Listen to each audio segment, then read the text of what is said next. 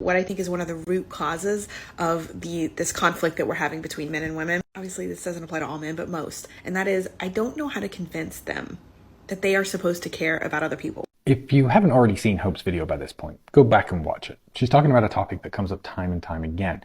Why is it that men seem to struggle so much with empathy? Because Western societies are only empathetic to women.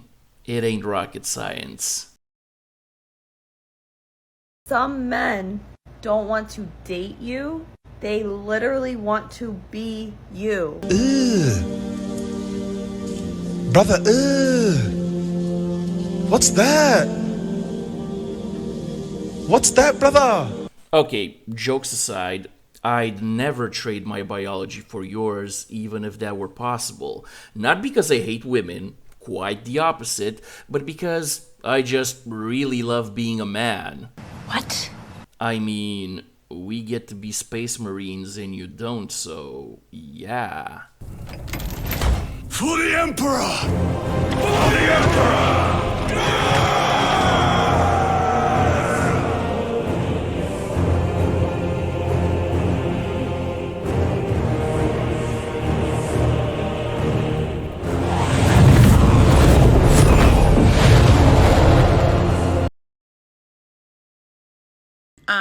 It is the time to start seriously seeking sterilization.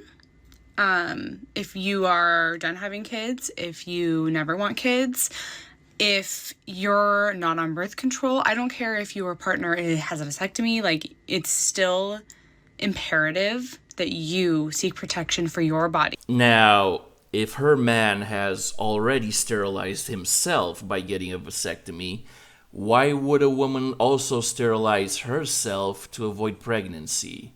Oh yeah, she's cheating on him without using any protection. Oh! Ew! Dude! What the fuck? In my opinion, like, birth control is not enough. And at this point, you need to get it done, and you need to seek it and get on a waiting list and go to whatever doctor you need to go to make it happen now before it's illegal. America is no longer a safe place to have a child. Gee, I wonder why that is. If y'all have any thoughts about why America is no longer a safe place to have kids, let me know in the comments section. I cannot stress enough how much relief that I have because I got my tubes out like 3 years ago. I have no kids, and it was one of the hardest things I had to fight for over a decade. And if you thought that was cringe, listen to this from Newsweek. Last week, a 39-year-old from Washington State who did not want to be named underwent a bilateral salpingectomy in which her fallopian tubes were removed. I am not happy that I felt forced into a surgery. I did not want to alter my body. I feel like the election tied my hands and forced me to be sterilized. That is horrible, she told Newsweek.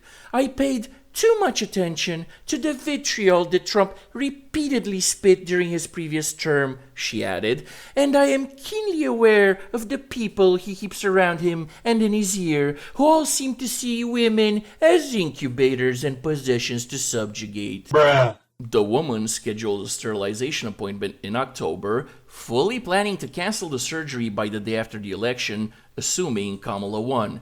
With Trump's victory, we quickly learned that my choice to cancel the surgery had been taken from me, she said. We both believed that I had no choice but to proceed to ensure that I can protect my health should I be assaulted during a Trump presidency, should my husband's vasectomy fail, and or should my hormonal birth control become inaccessible, she added. This isn't a wanted procedure, but one of necessity due to the politics and subjugations coming our way.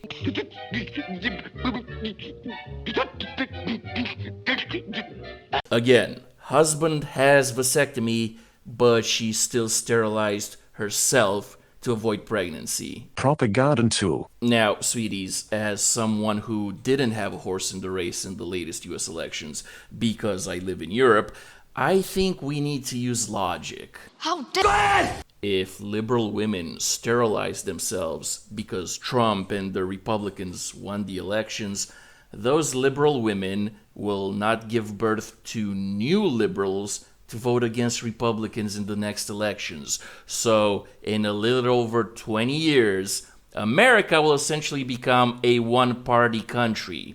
A Republican Party, that is. I see this as an absolute win. Seriously, you sterilizing yourselves is the greatest political gift that you can ever give to Trump and the Republicans. Congratulations, you played yourself. And it's mind-boggling to me that you don't see that. But hey, at the end of the day, it's your body, your choice.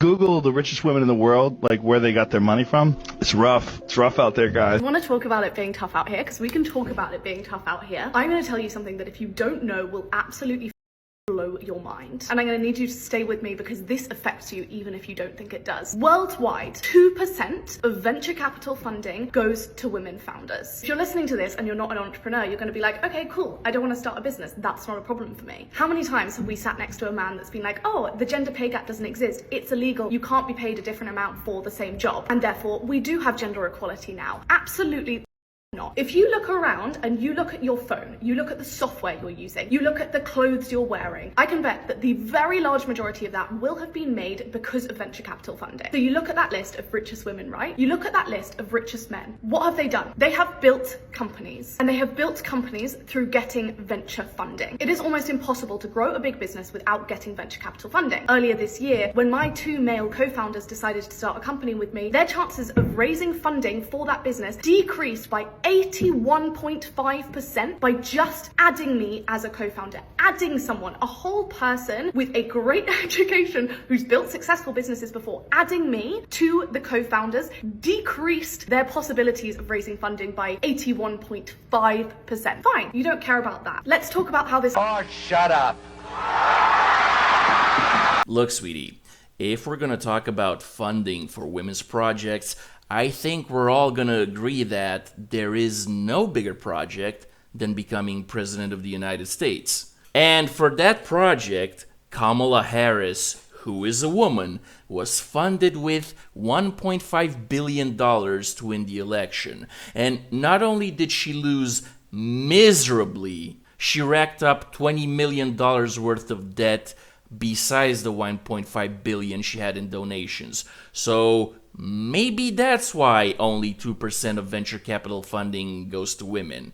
But if we're going to talk about why you didn't get venture capital funding, sweetie, you already answered your own question. Things I wasted money on as a baby CEO: overspending on influencers, too many rounds of sampling, ordering above MOQ or too many colors, held vanity project influencer events, hosted events with no real purpose, over-relied on social media, lacked communication with earliest customers. Bruh.